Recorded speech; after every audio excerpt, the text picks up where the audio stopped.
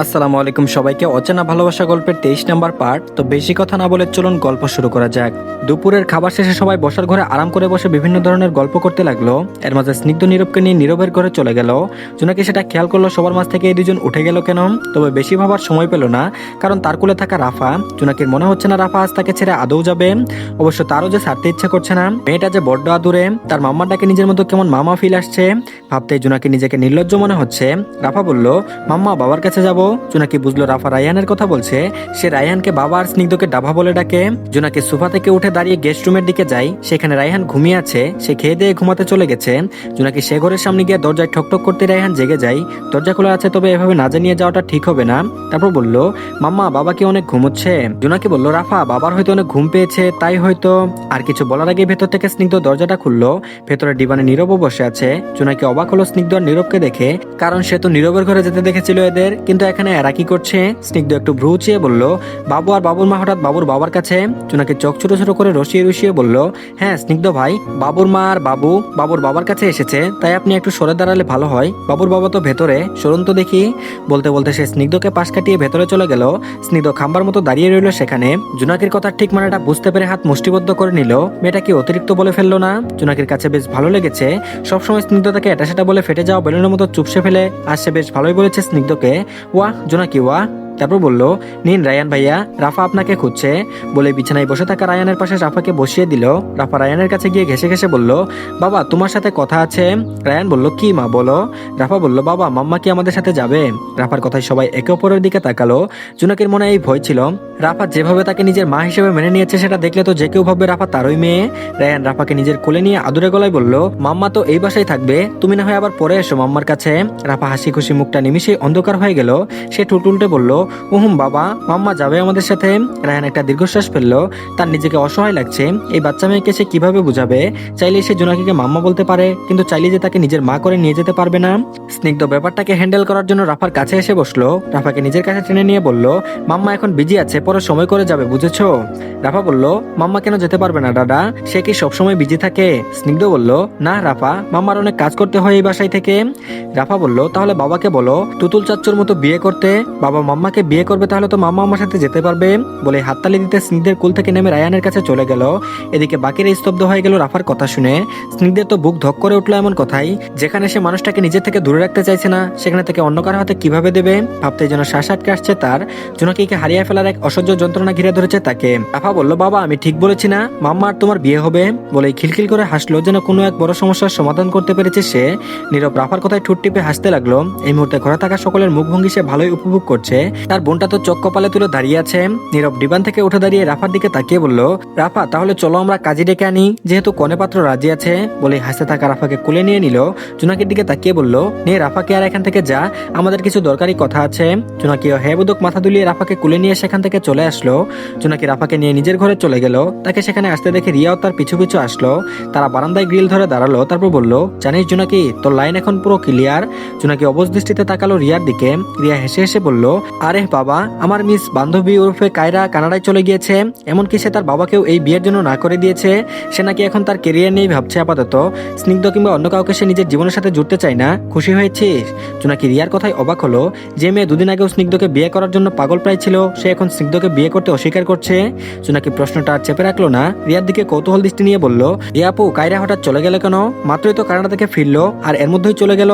রিয়া বারান্দায় থাকা ছোট মোড়াটাই বসতে বসতে বলল, আমি কি জানি কেন গিয়েছে। সে বলেছে তার এক্সাম সামনে, তুই খুশি হ, তোর সামনে থাকা ছোট কাটাটা নিজে নিজে কানাডায় চলে গিয়েছে।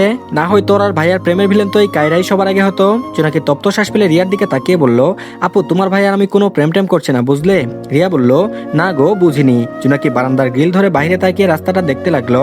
নিজ মনে মনে বলল, পেতে খুব ইচ্ছে করছে তাকে, তবে কেন ভয় হয় এই মনে। সে যদি ভালোবেসে কাছে টেনে নিতে চাই, তাহলে কেন নিজেকে সমর্পণ করছি না। আর এদিকে বিকালে সবাই একসাথে বসে নাস্তা খেয়ে দিয়ে বেরিয়ে পড়ে নিজ নিজ গন্তব্যে। রাফা ঘুমিয়ে পড়ায় রায়হানও আর দেরি করে না ছটপট তাকে নিয়ে বেরিয়ে পড়ে। জোনাকির অবশ্য মন খারাপ হয়, মেয়েটার নিশ্চয়ই বাসায় গিয়ে কান্না করবে। সে সদর দরজার সামনে দাঁড়িয়েই রইল। সকাল থেকে পুরো বাসাটা জমজমাট ছিল, এখন আবারও চারপাশটা নিস্তব্ধ হয়ে পড়লো। স্নিগ্ধও তার সাথে কোনো কথা বলেনি, এটা নিয়ে এখন আর মন খারাপ তার। কাছে আসবে কেন যদি দূরেই থাকতে হয়। জোনাকি ঠাস করে দরজাটা লাগালো, তারপর ধূপধাপ পা ফেলে পাকের ঘরের সিঙ্কে থাকা থালা বাসন ধোয়াতে লেগে পড়লো। উমা সম্ভবত ঘর পরিষ্কার করছে, তাই তার জন্য এগুলো ফেলে রাখাটা হবে না। জোনাকি কাজের পাশাপাশি স্নিগ্ধকে বিভিন্নভাবে গালি দিতে ভুলল না। আর এদিকে রাতের খাবার টেবিলে খাওয়ার সময় নীরবের কাছ থেকে ফ্লাইং একাডেমি সম্পর্কে কথা শুনে জোনাকির চোখ কপালে উঠে গেল। খাওয়া থামিয়ে এসে ভাইয়ের দিকে তাকাই। নীরব খেতে খেতেই বলে, তোকে কি আমি কখনো কোনো কিছু নিয়ে না করছি? আমাকে বললে কি আমি না করতাম? জোনাকি কিছুই বলল না, ভেতর ভেতর অসহায় অনুভব করলো। নীরব আবারও বলল, স্নিগ্ধ বলেছে ফ্লাইং একাডেমিতে অ্যাপ্লাইয়ের জন্য ফার্স্ট মেডিকেল রিপোর্ট চাই, এখন থেকে খাওয়া দাওয়া ভালোভাবে করবি, ওজনও নাকি অনেক কম, কম খেলে তো কম হবেই। জোনাকি ভাইয়ের এত আগ্রহ দেখে সাথে সাথে নিজের জড়তা কাটিয়ে বলল, ভাই আমি অনার্স কমপ্লিট করেছি তো, এখন আর ফ্লাইং একাডেমিতে ভর্তি হওয়ার কোনো প্রয়োজন নেই। নীরব খাওয়া থামিয়ে ভ্রু গুটিয়ে তাকালো তার দিকে, তারপর বলল, কেন তুই তো বলতে আকাশের বুকে ছোট পাখিটা ওড়ানো তোর স্বপ্ন, তাহলে?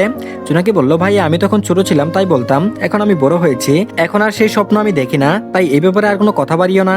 বলে সে আর নিজের খাওয়া শেষ করলো না, হাত ধুয়ে উঠে পড়লো চেয়ার থেকে আর বিনা শব্দে নিজের ঘরের দিকে চলে গেল।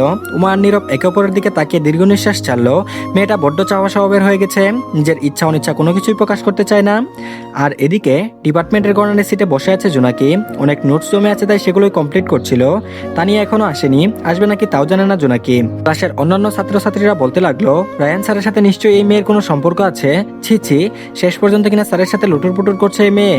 কান খাড়া করে কথাগুলো শুনলো জোনাকি, হাতে থাকা কলমটা চেপে ধরলো। রাগ হচ্ছে প্রচুর, কেন যে রায়ান ভাইয়ের সাথে বারবার কথা বলেছে। মেয়েগুলো আবারও বলতে শুরু করলো, হ্যাঁ টিয়া, আমার তো মনে হয় স্যারকে পড়াচ্ছে এক্সামে ভালো করার জন্য। জানোস না মেয়েটা তো ভার্সিটিতে ভালোভাবে ক্লাসও করে না, এখন পড়ালেখা না করে এক্সামে পাশ করার জন্য স্যারের সাথে প্রেমের সম্পর্ক করার চেষ্টা করছে। মেয়েটির কথায় পাশে থাকা মেয়েগুলো খিক করে হেসে উঠলো। জোনাকির আর সহ্য হলো না, সে ধূপধাপ পা ফেলে মেয়েগুলোর দিকে এগিয়ে যায়। যে মেয়ে দুটি এগুলো কথা বলেছিল তাদের সামনে গিয়ে দাঁড়িয়ে গলা উঁচিয়ে বলে, টিয়া মুখ সামলে কথা বলো, যা মুখে আসছে তাই বলে যাচ্ছ, আমি কিছু বলছি না দেখে পার পেয়ে যাচ্ছ তাই না? টিয়া কুটিল হাসলো, পাশে থাকা মেয়েগুলোকে শুনিয়ে শুনিয়ে বলল, দেখ রে দেখ, আমাদের রায়ান স্যারের মিসেস প্রেমিকা আসছে। লিসেন, আমরা যা দেখেছি তাই বলেছি, এমন তো না যে আমরা মিথ্যা বলছি। আগে নিজের চরিত্রকে ঠিক করার পর সে আমাদের বলতে স্যারের সাথে চক্কর চালাবে আর আমরা বললেই খারাপ। বলে একটা ডোন্ট কেয়ার ভাব নিল। জোনাকি দাঁতে দাঁত চেপে বলল, টিয়া, রায়ান স্যারের সাথে না আমার কোনো সম্পর্ক আছে আর না প্রেম আছে, তাই প্লিজ এসব কথা ওইভাবে বলে বেরিয়েও না। এবার টিয়া নামক মেয়েটার পাশে থাকা মেয়েটি বলল, কেন জোনাকি, প্রথম দিন থেকে দেখছি তুমি স্যারকে পটানোর সর্বোচ্চ চেষ্টা করছো, এখন আবার স্যারের সাথে কলেজ থেকে বাড়ি ফিরো, এসব দেখার পরও তুমি বলো আমরা চুপ থাকবো? জোনাকি নিজেকে শান্ত করার জন্য একটা লম্বা নিঃশ্বাস নিল, তারপর শান্ত স্বরে বলল, দেখো আমি কখনোই তাকে পটানোর চেষ্টা করিনি, আন্দাজে কোনো প্রকার কথা বলবে না। হ্যাঁ, ওনার সাথে আমি বাড়ি ফিরছি কারণ উনি আমার রিলেটিভস লাগে, বুঝেছো? মেয়েটি বলল, হ্যাঁ জানি জানি কোন ধরনের রিলেটিভ লাগে। বলে জোনাকির দিকে তাকিয়ে মুখ বাঁকালো। জোনাকি আর পারল না নিজেকে শান্ত করতে, তোর জন্য আঙ্গুল টিয়াদের উঁচিয়ে বলল, ভালোভাবে বলছি, কথা কানে যাচ্ছে না তাই না? সুন্দরভাবে বুঝাচ্ছি দেখে এমন করছো তাই না? I want all of you, next time sir আর আমাকে নিয়ে কোনো ধরনের বাজে কথা বললে আমি সরাসরি প্রিন্সিপাল স্যারের কাছে যাব। বলে থামলো জোনাকি, কিন্তু টিয়া থামলো না। মেয়েটা এমনিতেই বদমেজাজি, তার উপর তাকে প্রিন্সিপালের ভয় দেখাচ্ছে জোনাকি। সেই টেবিলে থাকা পানির বোতলটা খুলে পানি ছুঁড়ে মারে জোনাকির মুখের দিকে, কিন্তু সেই পানি জোনাকির মুখে নয়, একজন ছেলের বুকে গিয়ে ছিটকে পড়ে পুরো হলটা নিস্তব্ধ আকার ধারণ করে। হঠাৎ কোনো এক ছেলে জোনাকির সামনে চলে আসাটা সবার কাছে বিস্ময়কর একটা বিষয়। জোনাকি চোখ বন্ধ করেছিল, পানি মুখে এসে পড়ার অপেক্ষায় ছিল সে, কিন্তু কিছু সময় অতিবাহিত হওয়ার পর যখন কোনো পানির ছিটা ফোঁটা তার মুখে পড়লো না, সে ধীরে ধীরে চোখ খুললো। সামনে লম্বা খাম্বার মতো কোনো এক ছেলেকে দেখে ভ্রু গুটিয়ে যায়। সেই ছেলেটার পিঠ বরাবর দাঁড়িয়ে আছে, এক পা পিছিয়ে গিয়ে লোকটার পেছন থেকে উকি দিয়ে সামনে থাকা টিয়াদের দিকে তাকায়। তাদের চোখ মুখ অন্ধকার হয়ে আছে, যেন অনেক বড় ঘুর পাপ করে বসেছে। জোনাকি ব্যাপারটা তখনও বুঝতে সক্ষম হয়নি, তাই সে ছেলেটার পেছন থেকে বেরিয়ে আসে।